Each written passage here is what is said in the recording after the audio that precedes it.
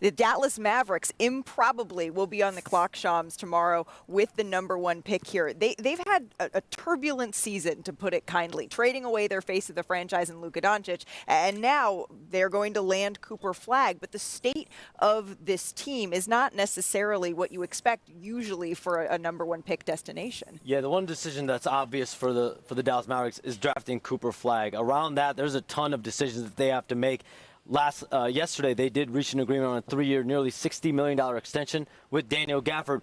But the bigger contract decision right now that's looming for the Mavericks is Kyrie Irving. He's got a $43 million player option. The deadline is at midnight tonight, and the sides have been discussing 2-3-year contract frameworks. But right now, Kyrie Irving is looking at 3 different options. You're either going to opt into that player option, you're going to either decline it and likely reach an extension with Dallas, or you push that date back and allow the Dallas Mavericks to figure out, is there a way to get Kyrie Irving more money? Because listen, if he's opting in, that means one thing. That means that the sides could not find any type of common ground on a long-term deal. And of course, that's not what Dallas wants. It feels like this is a group that if they can stay afloat until January, Flagg starts to gel a little bit here, Andraya, and then you're talking about maybe getting Kyrie Irving back from that ACL injury. This is a team that really could make a push. Yeah, and when you talk about Cooper Flagg, the one thing, I sat down with him in March, and I asked him, what was it like to be the leader at Duke? And the first thing he said was how special it was to have veterans around him at Duke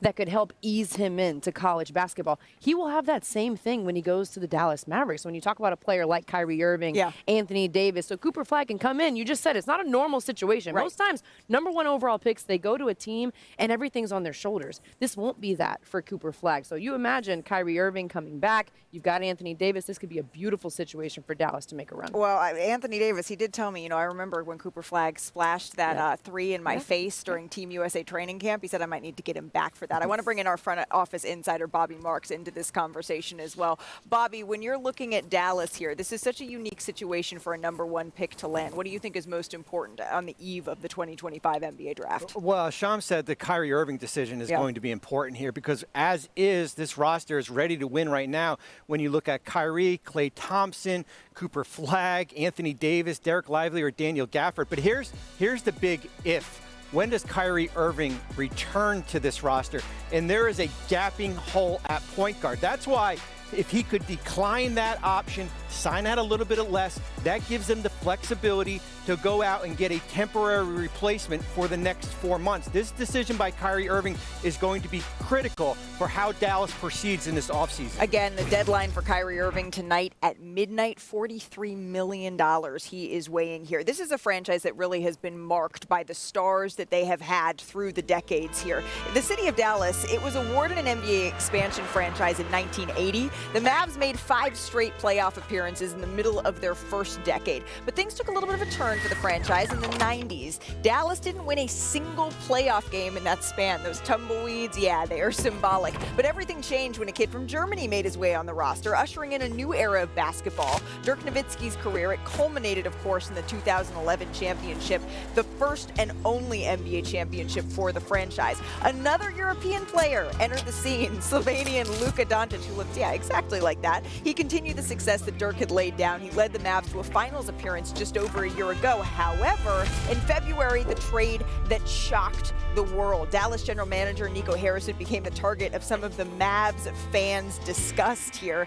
Davis, fellow star Kyrie Irving, they were out for the season with injury shortly after that. But then last month, fans, they finally had something to cheer about. The Mavericks won the pick for just the second time in franchise history, the first time in the modern lottery era, and now all eyes are on Cooper Flagg here. The night before your life is going to change. Have you spent much time sitting in that feeling? I think a little bit. I was able to go home for a little bit pretty recently, and that kind of helped to let everything sink in. I was just seeing all my old family and friends, so that kind of helped me to kind of sit with it and realize that, everything is really happening right now, and it's going to be crazy. I'm a big fan of your mom. You come from a family of hoopers. Your mom is an 1,000-point scorer in high school. I love this quote that she has. She says that your family lives by this quote about being in the gym. Evan, what's that quote that she always says? Yeah, so it's kind of like you said, if you're the biggest person, then we got to find a new gym. So that sort of thing of just, always, trying to find, a place to get better and push yourself and be around people who are going to push you to the highest level. Usually I ask players who is the person that they're most looking forward to facing, who is the one individual player that they think that this is going to feel like, yeah, I've made it to the NBA. I'm not sure you have that, do you? I mean, I think I had that kind of like playing with that USA team. I think that was kind of my, like moment of like, wow. Like, I walked up into the gym and I was shell-shocked. That was one of the first times I've been in a gym and felt really shell-shocked. Who was it that shocked you? I mean, who wasn't it? It was the entire roster. I mean, it was Hall of Fame guy after Hall of Fame guy in the future. So it was just crazy. I mean, LeBron, Curry. I remember the first possession I actually checked into the game. I was guarding LeBron, so that was kind of a shell-shock moment as well. What do you think of the nickname, The Main Event? I think it's cool. I like that nickname. I don't know if I could see like somebody calling me that to my face though. Like it's a little bit like somebody's like, oh, what's up, Main Event? Like I don't know, it's like that. But I think like in general, it's kind of a cool nickname. I think it's a pretty cool nickname. I love how much you rep where you're from. But in all seriousness, you and your brother are incredibly close. He's going to be here tomorrow along with your other sibling as well as your parents. What'll it mean to share that moment with them in particular? It's going to be incredible. This is the moment, some of the moments I've dreamed about my entire life. So, to be able to go through it with them and to have them along for this experience, it's truly surreal, and I don't even know how to put it into words. So I'm just really excited. Really important news, Jay. I asked him whether or not he's keeping the goatee for tomorrow. He said it's a game time decision. Are you keeping it? I don't have a choice. That's the only hair on my head. He will join an illustrious list of Duke players drafted #1 overall here. But what does he bring, do you think, Jay, to Dallas? He's a complete player that brings versatility at both ends of the floor. He's not only versatile on offense, where he can shoot it, he can handle it, he can pass it. He's excellent in transition. He drives it. But defensively, with his length and athleticism, he can really guard multiple positions and he's a defensive playmaker.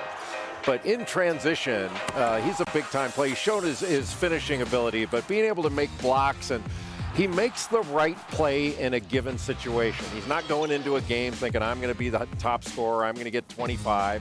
He does what it takes to make the right play right now. And then he does it again the next play and the next play and just stacks the right play over and over again. And at the end of the game, he's put up numbers to the point where he led Duke in scoring, rebounding, assists, steals, and blocks.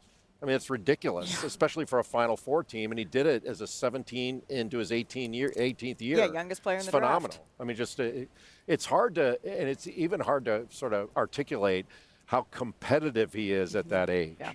Like that's sort of the thing that sets him apart is that he's ultra competitive. Yeah.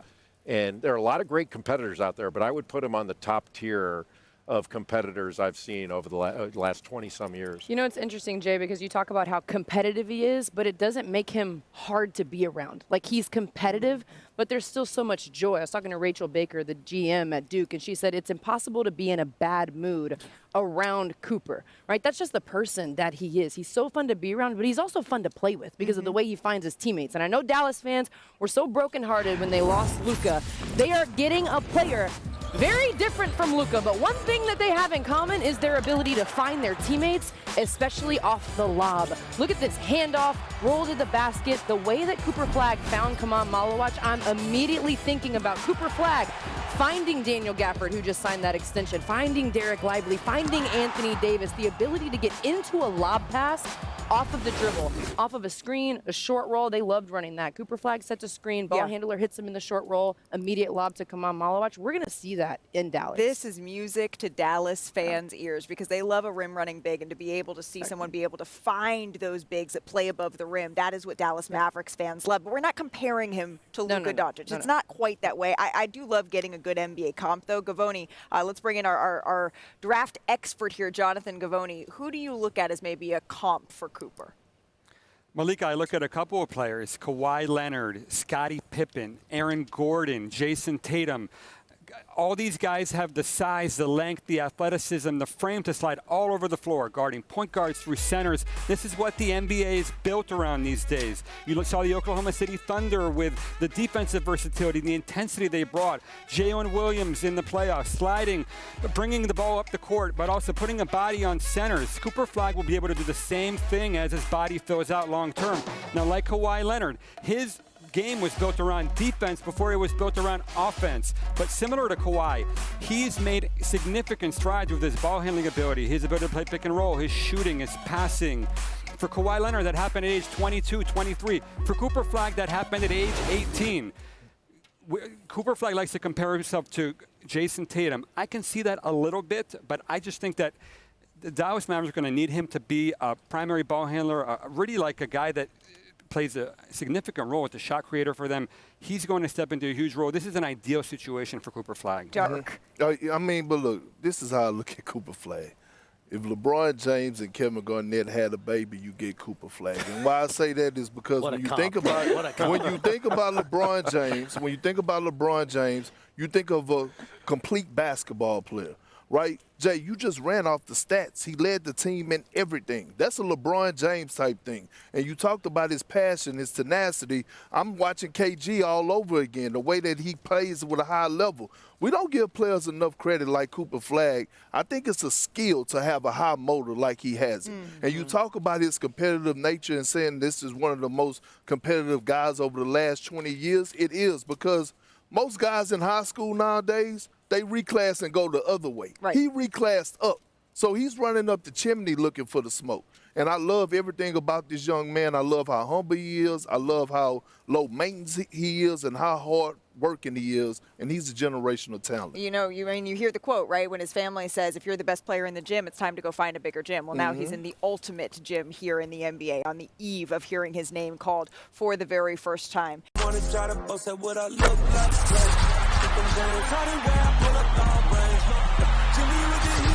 fire. It's 88 over here.